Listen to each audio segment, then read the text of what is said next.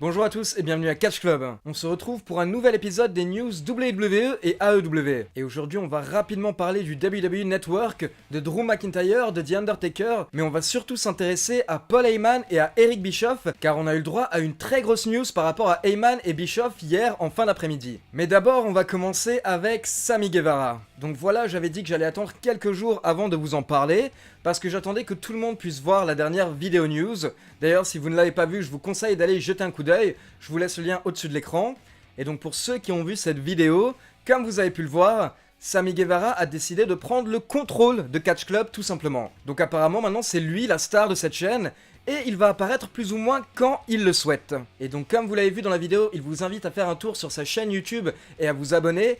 Et honnêtement, malgré le fait que lui et moi on s'entend clairement pas, je tiens à vous préciser que vraiment sa chaîne YouTube vaut le coup, parce qu'en fait il poste des vlogs, il se filme pendant qu'il voyage pour aller à des shows de catch, et donc il nous montre un petit peu la vie d'un jeune catcheur qui a seulement 25 ans mais qui commence à exploser dans le monde du catch. Et voilà, il n'y a qu'à voir la manière dont c'est réalisé, la qualité du montage, etc., pour comprendre que le mec est professionnel, qu'il est sérieux et qu'il fait très bien les choses. Donc voilà, c'est pas un hasard qu'il soit déjà signé à la AEW. Et donc comme Sammy Guevara vous l'a dit, il va revenir prochainement sur la chaîne. Je ne sais pas quand, c'est un petit peu lui qui décide, il reprendra sûrement le contrôle pour répondre à vos questions. Donc maintenant c'est à vous de jouer, vous pouvez lui poser des questions directement en allant sur sa chaîne YouTube et en posant vos questions dans les commentaires de sa dernière vidéo, et il en sélectionnera quelques-unes. Mais n'hésitez pas à poser également vos questions dans les commentaires de cette vidéo, car je ferai également une liste de questions que j'enverrai à Sammy Guevara. Donc voilà, comme je vous l'ai dit, surveillez bien toutes les vidéos parce qu'il peut apparaître à n'importe quel moment, et d'ailleurs qui sait, peut-être que ce n'est pas la seule personne qui va prendre le contrôle de Catch Club.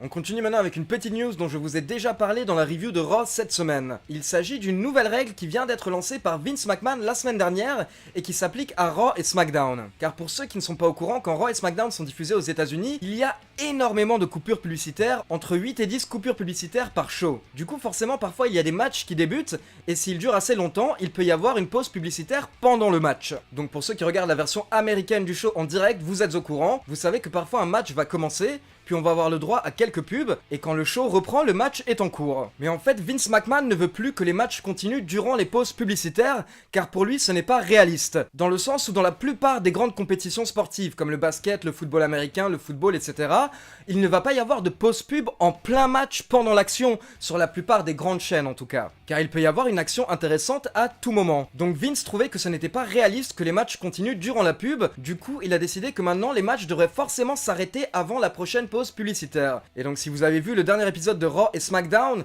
vous comprenez donc pourquoi est-ce que maintenant on a le droit à plein de matchs avec des stipulations ou alors des interventions durant le match. C'est pour faire en sorte que le match s'arrête, qu'on puisse mettre une pause publicitaire et qu'après la pause on débute un nouveau match. Mais du coup en fait ça casse totalement le rythme du show et ça fait qu'on a le droit à plein de petits matchs courts. Donc personnellement je vous avoue que je suis vraiment pas fan de cette nouvelle règle, n'hésitez pas à me dire ce que vous en pensez dans les commentaires. On passe à la troisième info de la semaine, donc ça fait quelques temps qu'il y a des rumeurs comme quoi la WWE pourrait diffuser d'autres fédérations sur leur network. Et bien sachez que ça va arriver, ce sera le mois prochain, très exactement le samedi 13 juillet, et donc le WWE Network va diffuser un show de la Evolve, la fédération de Gabe Sapolsky, qui collabore avec la WWE depuis 2015, on a notamment le droit à plusieurs catcheurs de NXT qui vont souvent lutter à la Evolve. Et donc samedi 13 juillet, la Evolve va fêter son 10e anniversaire et leur show va être diffusé sur le WWE Network. Mais sachez qu'en fait ce n'est pas vraiment innocent de la part de la WWE, parce qu'en fait le samedi 13 juillet, c'est également la date du 3e show de la AEW, Fight for the Fallen. Donc clairement en fait c'est un coup pour essayer de faire mal à la AEW, et c'est Vince McMahon qui cherche à freiner on va dire le lancement de la AEW. Il faut savoir que Kenny Omega a réagi par rapport à la diffusion de ce show sur le WWE Network, et il a trouvé que c'était un coup bas de la part de la WWE, mais je vous parlerai de tout ça dans une prochaine vidéo news que j'essaierai de sortir rapidement, car actuellement en fait il y a plein de petites guéguerres qui sont en train de commencer entre les catcheurs WWE, New Japan, AEW, notamment Seth Rollins qui est en train de s'embrouiller avec Will Ospreay sur Twitter, et qui s'est également lâché sur Dean Ambrose dans une interview. Donc voilà, je vais vous traduire tout ça dans une prochaine vidéo news. On passe maintenant à une news concernant The Undertaker. Pour info, il y a quelques jours, The Undertaker aurait transmis une liste d'adversaires potentiels aux officiels de la WWE. Donc sur cette liste, il y aurait les noms de plusieurs catcheurs que The Undertaker souhaiterait affronter, notamment à WrestleMania 36. Et donc sur cette liste, il y a un nom qui était au top de la liste et qui a été choisi par les officiels. Il s'agit de Drew McIntyre. Donc The Undertaker souhaite affronter Drew McIntyre et les officiels sont d'accord, c'est pour ça que la rivalité a débuté la semaine dernière lors de Raw. Donc comme vous le savez, lors de Extreme Rules, on aura le droit à un match par équipe entre The Undertaker et Roman Reigns contre Drew McIntyre et Shane McMahon. Et donc le but en fait derrière tout ça, ce serait de lancer une rivalité entre The Undertaker et Drew McIntyre qui nous mènerait à un match lors de WrestleMania 36. Donc vous me direz que c'est dans très longtemps, mais la WWE a voulu ramener The Undertaker tout de suite pour essayer de booster un petit peu les audiences et les ventes de billets actuellement, parce que surtout au niveau des ventes de billets, c'est assez catastrophique ces derniers temps.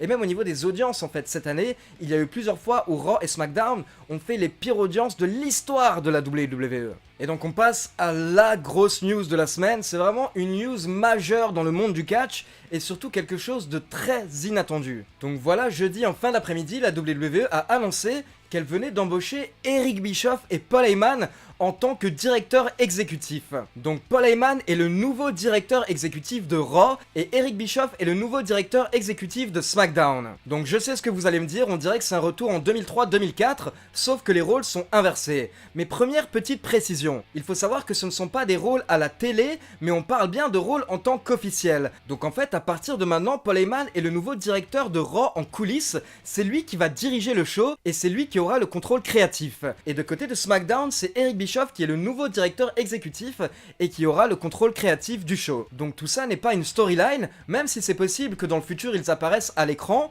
il faut savoir qu'en fait ce sont de vrais rôles et que ces deux personnes vont réellement contrôler Raw et SmackDown, pas comme les rôles scénarisés de General Manager. Faut savoir que les General Managers qu'on voit habituellement à la télé à Raw ou SmackDown sont juste des rôles en fait et que ces personnes n'ont aucun pouvoir en coulisses. Par exemple, Baron Corbin n'avait pas vraiment le pouvoir de prendre des décisions à la WWE et Kurt Angle non plus. Pour info, il faut savoir que ces postes sont des nouveaux postes, donc ils n'ont remplacé personne, ces postes ont été créés pour eux. Et donc d'abord, pour tous les nouveaux fans qui ne connaissent pas Paul Heyman et Eric Bischoff, je vous invite à aller sur Wikipédia notamment pour lire leur bio, et très rapidement pour vous expliquer, en fait, ce sont deux des grands patrons du catch, car Paul Heyman était le président de la ECW de 1993 à 2001, et c'est lui qui a vraiment fait exploser cette fédération, et qui a même lancé une révolution dans le monde du catch. Et à côté de ça, Eric Bischoff était le président de la WCW dans les années 90, notamment lors de la grande période des Monday Night Wars, où il y avait la guerre entre la WWE et la WCW. Et donc là, très rapidement, moi je vais vous donner mon avis perso, et en même temps je vais essayer de vous donner des informations par rapport à Bischoff et à Paul Heyman. On va essayer un petit peu de peser le pour et le contre en fait.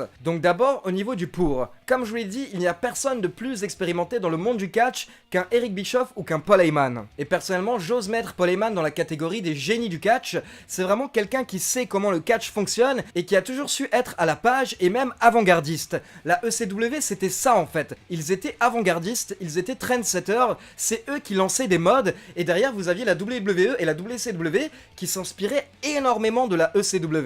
Donc Paul Heyman a vraiment réussi à faire quelque chose d'incroyable dans les années 90 avec 1000 fois moins de moyens qu'une fédération comme la WCW ou la WWE, donc clairement ce type est un génie et derrière il a été scénariste à la WWE du côté de SmackDown vers 2003, 2004, 2005 et honnêtement c'était l'une des meilleures périodes du show, donc voilà je suis assez optimiste par rapport à Paul Heyman, il pourrait apporter un vent de fraîcheur à la WWE. Et à côté de ça, Eric Bischoff est la seule personne qui a réussi à tenir tête à Vince McMahon durant ces 30 dernières années. C'est lui qui a pris la WCW qui perdait des millions par année et qui en a fait une entreprise qui faisait des dizaines de millions de bénéfices par année. À côté de ça, c'est lui qui a lancé la NWO, c'est lui qui a mis les poids moyens en avant et il a également lancé Goldberg à la WCW. Donc là, littéralement, vous avez potentiellement les 3 personnes les plus puissantes du monde du catch et les plus créatives, on va dire, qui vont travailler ensemble côte à côte. Donc honnêtement, c'est un peu une alliance formidable. Vince McMahon avec 2 de ses anciens ennemis qui sont maintenant à ses côtés. Maintenant, le problème en fait, et là on va parler des côtés négatifs, c'est que ce n'est pas la première fois en fait. Tout ça est déjà arrivé, comme je vous l'ai dit, vers 2004-2005. À cette période, Paul Heyman gérait SmackDown, Eric Bischoff gérait Raw, et bien qu'il n'était pas à la tête du show en coulisses, il donnait tout de même des idées du côté créatif. Et donc ça a fonctionné pendant 2-3 années, et au bout d'un moment, qu'est-ce qui s'est passé? Eric Bischoff a commencé à se sentir moins accueilli du côté de la WWE, puis la WWE a ridiculisé son personnage à l'écran, avant de l'enlever totalement des écrans, et enfin le libérer de son contrat. Suite à quoi, il est allé à la TNA. Et pareil pour Paul Heyman, même si ça s'est bien passé à SmackDown, ensuite la WWE avait essayé de relancer la ECW, et donc c'était Paul Heyman qui était à la tête du show du côté créatif. Mais encore une fois, il se prenait la tête sans arrêt avec Vince McMahon, parce que c'est tout le temps Vince McMahon qui doit tout valider, et il n'était quasiment jamais d'accord avec Paul Heyman. Donc au final, Paul Heyman s'est énervé, et il a été libéré de son contrat. Donc voilà, si on se base sur le passé, Honnêtement, on peut être pessimiste, mais ce ne sont pas les seules choses. Si on prend le passé de Paul Heyman et de Eric Bischoff en tant que dirigeants, certes, ils ont réussi à gérer Raw et SmackDown pendant quelques mois, mais il ne faut pas oublier que le management d'Eric Bischoff a mené à la fermeture de la WCW et le management de Paul Heyman a mené à la fermeture de la ECW. Et beaucoup d'entre vous ne sont pas d'accord avec ça sur Twitter, mais honnêtement, ce sont des faits en fait. On ne peut pas contredire ces faits. Eric Bischoff a fait de nombreuses erreurs dans les années 90, notamment en embauchant des personnes pour des contrats qui coûtaient beaucoup trop cher et en donnant le contrôle créatif à beaucoup de catcheurs. Par exemple, sur Twitter, quelqu'un m'a dit hier que ce n'était pas de la faute d'Eric Bischoff si la WCW avait coulé, mais c'était de la faute des mecs comme Hogan et Kevin Nash qui coûtaient trop cher et qui avaient un contrôle créatif total. Mais oui, mais au final, c'est qui a signé Hogan et Kevin Nash et qui leur a donné le contrôle créatif total ? Bah c'est Eric Bischoff en fait. Donc même si ce n'est pas entièrement de sa faute, car à côté de ça, il faut savoir qu'à cette époque, la WCW se faisait racheter par une autre entreprise, et que du coup ça a créé pas mal de problèmes au niveau du management, au niveau corporate. Mais il faut savoir que tout de même, une grande partie des erreurs viennent de Eric Bischoff, et c'est pareil pour la ECW, il y a une grande partie des erreurs qui viennent du management de Paul Heyman, car Paul Heyman est un super scénariste. Au niveau créatif, il est parfait, mais clairement quand on écoute les autres catcheurs, notamment dans le reportage The Rise and Fall of ECW, qui vous montre un petit peu l'ascension et la chute de la ECW, on peut voir plusieurs catcheurs qui expliquent clairement que Paul Heyman ne savait pas gérer une fédération. À côté de ça, il y a un problème d'ego en fait. Bon, Vince en est déjà au courant, mais que ce soit Bischoff ou Paul Heyman, ils ont tous les deux un ego, et du coup ils n'aiment pas forcément qu'on leur dise ce qu'ils doivent faire. C'est pour ça qu'il faut espérer qu'ils auront un contrôle créatif total.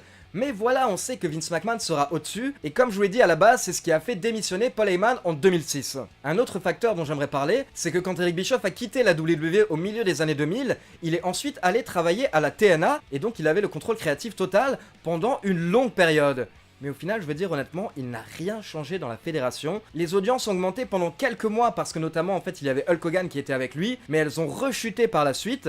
Et honnêtement, il n'a absolument servi à rien à la fédération pendant qu'il était là-bas. Donc voilà, honnêtement, quand on prend Eric Bischoff, on parle de quelqu'un qui n'a rien fait de bien, on va dire, dans le catch depuis environ 15 ans. Et puis le dernier facteur dont j'aimerais parler qui me gêne un petit peu, c'est qu'il faut savoir qu'à la base, Paul Heyman et Eric Bischoff se détestent. Parce que dans les années 90, comme vous le savez, donc c'était la guerre entre la WWE, la WCW et la ECW. Mais en fait, la WWE et la ECW avaient un accord, et en fait, ils travaillaient ensemble. Mais par contre, la WCW et la ECW se détestaient viscéralement, et Paul Heyman et Eric Bischoff se détestaient vraiment. Donc là, on va voir en fait s'ils ont changé avec le temps, s'ils sauront mettre leur ego de côté, comprendre que maintenant en fait ils sont des employés de Vince McMahon et qu'ils vont devoir travailler main dans la main pour améliorer le produit. Là il faut pas penser à soi en fait, il faut pas penser à sa gueule, il faut penser au produit et il faut travailler ensemble. Parce que comme je l'ai dit hier en fait ils vont forcément devoir travailler ensemble et beaucoup de personnes sur Twitter m'ont dit non parce que l'un va gérer Raw et l'autre va gérer SmackDown. Bah oui les gars, mais j'ai l'impression que vous regardez pas la WWE en fait, parce que depuis la Wildcard Rule, Raw et SmackDown c'est devenu le même show. On a les mêmes catcheurs quasiment à Raw et à SmackDown. Ce qui veut dire que forcément les scénaristes de Raw et SmackDown doivent discuter pour savoir quels lutteurs ils peuvent envoyer à Raw et à SmackDown.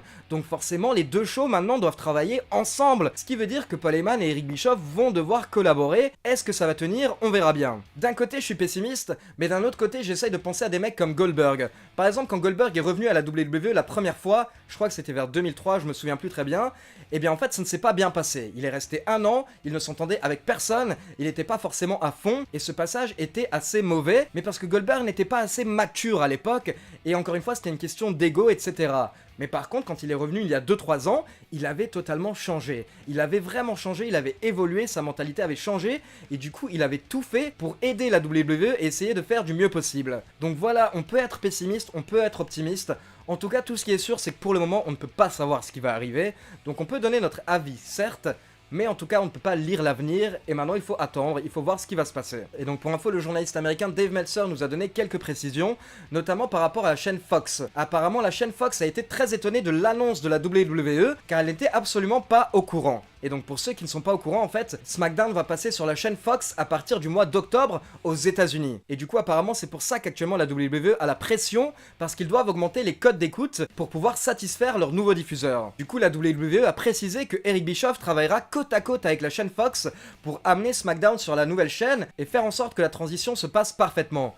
Mais d'après Dave Meltzer, la chaîne Fox aurait préféré que ce soit Paul Heyman qui dirige SmackDown. Et donc pour terminer, il faut savoir que ça a été une grande surprise en coulisses pour beaucoup d'employés, car personne ne se doutait du retour d'Eric Bischoff à la WWE, et surtout à un poste aussi important. Par contre, ce n'est pas une surprise concernant Paul Heyman, car apparemment la WWE essaye de le signer en tant qu'officiel depuis le mois de février, et ça fait déjà plusieurs mois qu'il l'aide du côté créatif, notamment dans les storylines de Brock Lesnar, Ronda Rousey et Alexa Bliss. Et donc juste un petit mot pour Triple H, qui voit donc Eric Bischoff et Paul Heyman passer devant lui. Beaucoup de fans ont trouvé ça bizarre que Vince McMahon préfère donner Raw et SmackDown à Paul Heyman et Eric Bischoff plutôt qu'à un type comme Triple H qui gère parfaitement NXT. Mais qui sait, peut-être que c'est Triple H qui ne souhaite pas gérer Raw et SmackDown, on ne sait pas. Donc voilà, c'est tout pour les news de la semaine, des news assez chargées, notamment avec cette très grosse news concernant la WWE. Donc maintenant c'est à vous, dites-moi ce que vous en pensez dans les commentaires. Est-ce que selon vous c'est une bonne idée de ramener Eric Bischoff et Paul Heyman en tant que directeur exécutif de Raw et SmackDown? Et donc comme d'habitude, n'oubliez pas de liker la vidéo, de vous abonner à la chaîne